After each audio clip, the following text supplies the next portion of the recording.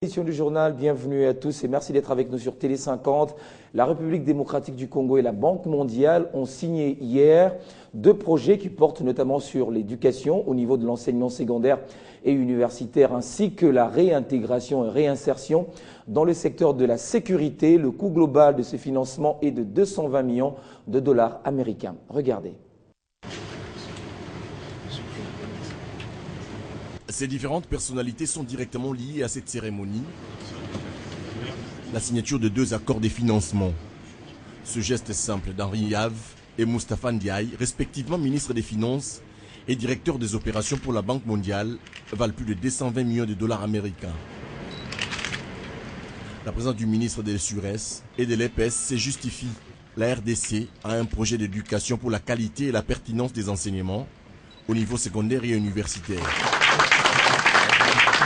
200 millions lui sont affectés. Dans le cadre de ce projet, des moyens sont mis en œuvre pour justement aider à l'arrimage progressif de ce système, à la mise en place du système, particulièrement au niveau du premier cycle.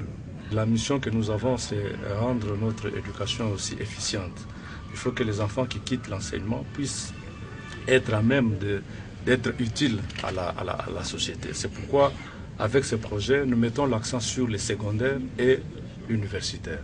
Et notre secteur bénéficiaire, la sécurité. Ces projets, la Banque mondiale a financé la RDC à hauteur de 21,5 millions de dollars américains. L'argent servira à la démobilisation, réinsertion et réintégration. Pour qu'il y ait une paix durable, éviter que ceux qui ont pris les armes ne recommencent. D'où il faut les former par une éducation civique, par la suite leur apprendre un métier, ce qu'on appelle la formation qualifiante, mais en même temps, au sortir de cela, leur donner le kit de réinsertion qui vont leur permettre d'exercer un métier ou un travail générateur de revenus. Une étape est franchie, mais il reste un certain nombre de conditions à remplir. L'obtention de l'ordonnance d'approbation pour la partie don, la loi autorisant la ratification pour la partie prêt, l'avis du PGR, ainsi que la publication au journal officiel. Rendons-nous à l'aéroport international de Ndjili où la régie de voies aériennes a reçu hier jeudi un énième vol inaugural. Il s'agit de Air France qui atterrit à 17h45 heure de Kinshasa. Ce vol est le tout premier que reçoit la nouvelle tour depuis son inauguration par le chef de l'État Joseph Kabila. Les impressions des passagers sont favorables. Guy Chungu nous en fait le point.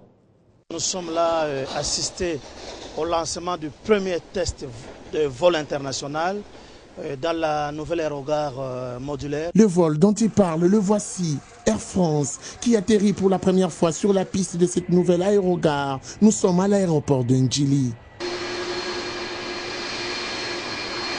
Déjà au sortir de l'avion, les passagers, certains émotionnés et d'autres séduits par la beauté de l'ouvrage, donnent leur impression. Le gouvernement a félicité parce que non seulement l'aéroport, mais quand vous voyez la grande avenue qui part de la ville à l'aéroport, c'est des travaux gigantesques. Mais là, normalement, il y a du changement, donc on voit que RDC, ça progresse, c'est bien. Cette beauté, c'est aussi le service qui les accueille. Dès le pied de l'avion, ils sont pris en charge. Parce que c'est la première fois que j'arrive par ce poste de frontière. Donc j'expérimente, mais les premières impressions sont bonnes. Le gouvernement central a frappé fort, même cet opposant le reconnaît. Oui, tout à fait, c'est une évolution, c'est une bonne chose. À la salle d'attente, des familles qui attendent. Encore ici, les choses sont très bien organisées. Impeccable. Rien à signaler, vraiment impeccable. La révolution de la modernité est en marche en République démocratique du Congo. En voici une preuve, rassure son coordonnateur, Jean-Marie Kassamba. C'est ça la révolution de la modernité. Air France a quitté Paris, est arrivé ici. Voilà, il y a des passagers qui viennent de l'extérieur, de notre pays, dans les conditions optimales, modernes. Et la révolution de la modernité, initiée par Joseph Kabila, président de la République, pour le bien des Congolais, c'est exactement ça. À l'aérogare modulaire, on peut aussi siroter sa bière tranquillement. Après un long voyage. Poursuite ce vendredi de la 41e session de l'Assemblée parlementaire francophone, ouvert hier jeudi en Suisse. Les présidents d'Assemblée ont procédé à l'examen des recommandations adoptées par les 4 commissions thématiques. Autre moment fort de cette rencontre, c'est la remise du prix Sédar Senghor. Revenons sur ce qu'a été la session à son tout premier jour. La cérémonie officielle de la 41e session de l'APF a effectivement eu lieu ce jeudi 9 juillet à l'hôtel Allegro de Berne en Suisse. Plusieurs discours ont été prononcés. La secrétaire générale de l'OIF, Michael Jean, a, dans son speech, condamné la recrudescence du mouvement terroriste dans le monde et demande par ailleurs aux parlementaires de produire des lois nécessaires pour lutter contre ce fléau du temps moderne. La francophonie de 2015, c'est d'abord appeler sans cesse, dans tous les forats, à tout mettre en œuvre pour opposer au fléau transnational du terrorisme une coalition transnationale de lutte antiterroriste. Et vous, mesdames et messieurs les parlementaires, vous avez un rôle majeur à jouer au sein de vos parlements respectifs, mais également pour convaincre les citoyennes et les citoyens que ce fléau n'est pas seulement l'affaire de ceux qui le frappent. Le péril est mondial. Et la francophonie de 2015, c'est aussi vouloir éradiquer le mal à la racine. Le ministre fédéral suisse, en charge des affaires étrangères, a planché sur les perspectives diplomatiques et a affirmé le soutien que son pays apporte dans la résolution de crise. Pays neutre, la Suisse promet donc de soutenir l'Afrique centrale dans plusieurs domaines. À cela s'ajoute l'audition du rapport d'activité par le secrétaire général de l'APF. Éduquer une femme, c'est éduquer toute une nation, dit-on. Cette vision rencontre également celle de McCain Institute qui opère en République démocratique du Congo. À la primature, cette organisation représentée par Cindy McCain a échangé avec le Premier ministre Matata Ponyo sur différents projets ayant trait à la formation de la femme. Donc,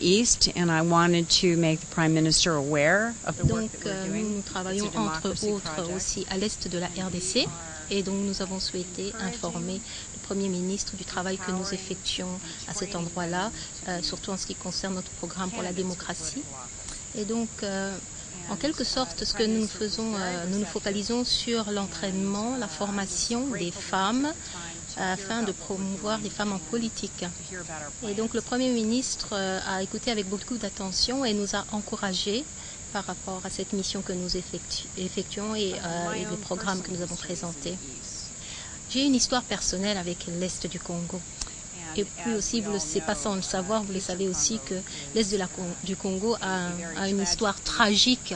Mais en même temps, c'est aussi une terre d'espoir. On voit beaucoup de potentialités à l'Est par rapport à nous qui travaillons aussi là-bas. Et surtout, les femmes sont un grand potentiel, même à l'Est du Congo, malgré la tragédie. Et ce qui nous encourage à travailler avec eux parce qu'elles sont fortes et elles ont du potentiel dans le processus, même politique, nous avons remarqué. Et donc c'est vrai qu'on a été à l'Est par rapport à l'histoire particulière de l'Est, mais c'est surtout par rapport au fait que nous savons que là où les femmes sont, eh bien, les choses progressent. Nouveau rebondissement dans l'affaire qui oppose la minière du Congo Minico-SAR d'une part et la société Moucha et le gouvernorat du Kasaï occidental de l'autre part. La Minico exige le déguerpissement sans délai des ouvriers de la société Moucha sur sa carrière de mine. Elle les accuse d'y opérer illégalement en complicité avec le gouvernorat provincial. Suivez. Pour le gouvernement provincial, nous sommes plus que contents de voir ce qui vient de se passer. L'attente d'abord entre les deux parties. Voici l'acte qui a jeté à nouveau l'huile au feu dans l'affaire qui oppose d'une part la Minico SARL et d'autre part les établissements Moucha et le gouvernorat du Kasaï occidental. La réouverture de sa mine des diamants, pourtant fermée par l'autorité provinciale pour raison de maintien d'ordre public, pêche par la procédure. Mais surtout l'installation dans sa mine d'un co-exploitant, à savoir l'établissement Moucha, alors que ce dernier n'a pas dûment rempli les conditions y afférentes. Mais aussi, et pourquoi maintenant, alors qu'une instruction du vice-premier ministre et ministre de l'Intérieur Évariste Bochab allant dans ces sens avait été boudée par le gouverneur. Le gouverneur du Kasaï occidental, en l'occurrence M. Kandemou Pompa, avait suspendu les activités minières de la Minico en mai 2014 sont en opposition avec le code minier. Le vice-gouverneur est venu installer officiellement les travailleurs des établissements Moucha dans notre concession sans notre accord. La minière du Congo en appelle à l'implication des autorités compétentes pour que cette coexploitation illégale cesse sans délai. Nous demandons à son Excellence le vice-premier ministre, ministre de l'Intérieur, M. Bouchab, de bien vouloir intervenir en envoyant la police pour mettre les travailleurs des établissements Moucha à la porte pour que la Minico puisse recouvrer ses droits de jouir, jouir de ses droits miniers. Sur ces images, travailleurs Minico et des Moucha se côtoient sans restriction aucune sur les sites miniers, outils en main. Des témoignages font état des vives tensions entre les deux camps. Il y a de quoi craindre un débordement violent. Je l'ai annoncé au sommaire, poursuite ce vendredi de la campagne de lutte contre le cancer de l'utérus organisée par les universités de Kinshasa et d'Anvers depuis un mois. L'objectif de cette campagne est de réduire sensiblement le taux de la maladie en stimulant les femmes à se faire dépister. Le cancer de l'utérus est la première cause de mortalité chez la femme en République démocratique du Congo. 51e édition de la foire internationale de Ndola en Zambie. La Société nationale d'assurance de Kasumbalesa y participe également. Et si la République démocratique du Congo a fini à la 2e position avec ses meilleures expositions, c'est parce que justement la SONAS a laissé une bonne impression et a démontré qu'avec des réformes à l'interne, la prospérité est certaine. La prospérité à travers les réformes dans des affaires et les connexions, tel est le thème de la 51e édition de la foire internationale de Ndola en Zambie. Un thème très collé aux valeurs de la Société nationale d'assurance représentée à cette foire. Exposant à la foire internationale d'Ndola, la Société nationale d'assurance se retrouve dans les thèmes avec des réformes initiées à l'intérieur et sa collaboration avec d'autres assureurs étrangers à travers la carte jaune, qui est une carte d'assurance automobile dans les pays membres du COMESA. Parce que vous êtes sans ignorer que notre entreprise est en pleine réforme. Notre entreprise est en pleine réforme. Notre pays est même en pleine réforme, parce que nous avons fait notre entrée dans l'OADA. C'est pour cela que la SONAS doit étudier, doit pouvoir négocier, est appelée à de nouvelles négociations. Vous savez que les véhicules qui quittent les autres pays viennent terminer là chez nous. Et nous réglons aussi les sinistres. Les sinistres qui sont payés, là, pour lesquels les primes ont été payés, et dans d'autres pays, parce que nous travaillons aussi avec les consortiums de la COMESA qui a son siège en Zambie. Donc régulièrement, nous sommes en Zambie. À la foire d'Ndola, l'unique assureur congolais a présenté à tout le monde les services rendus à la nation congolaise et même aux étrangers qui roulent sur le sol congolais avec la carte jaune du COMESA. La foire de Ndola, on en parle encore. Les entreprises de droit congolais ont présenté leurs prouesses au monde extérieur au cours de cette 51e édition. L'exposition des entrepreneurs congolais regroupés au sein de la FEC était une occasion de démontrer aux autres le savoir-faire des Congolais.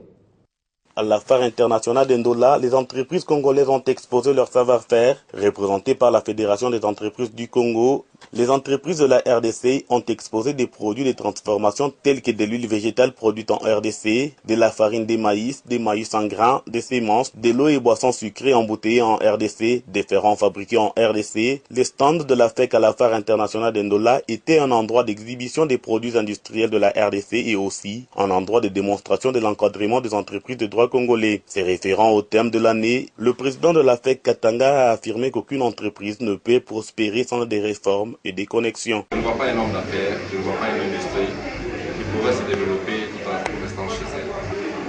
Les réformes que opère aujourd'hui la République démocratique du Congo à travers le business, ce sont des réformes de nature à faire avancer les affaires dans notre pays.